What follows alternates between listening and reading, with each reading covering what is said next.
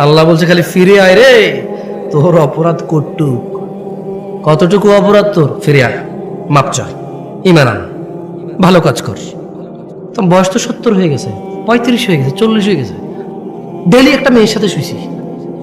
Daily 2 litre মদ খাইছি, এ আল্লাহ ফিরে আসলে হবে? আল্লাহ বলছে আরে শোন, যদি তুই ফিরে আসস, ঈমান আনস, ভালো কাজ করস, এগুলো তোর গুনাহ পৃথিবী সমান, ফাউলাইকা ইউবাদদিল, আল্লাহ তোর গুনাহ এগুলাকে মাপ তো করবে,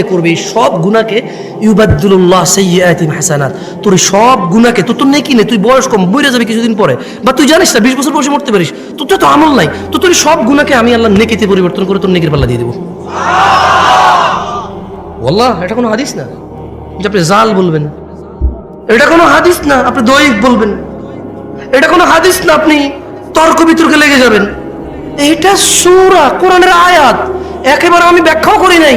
আল্লাহ বলছে ইল্লা মান তাব, অতঃপর যে তওবা করে, ওয়া আমানা ঈমান আনে, ওয়া আমিলা আমালান সালিহা, ভালো কাজ করে, ফাউলাইকা ইউবাদদিলুল্লাহু সাইয়্যাতিহিম হাসানাত, আল্লাহ তার সকল গুনাহকে নেকিতে পরিবর্তন করবে। এবার এই অফার আপনি নেবেন কিনা এটা আপনার ব্যাপার, তবে এই অফার পেতে হলে কি করতে হয় প্রশ্ন তো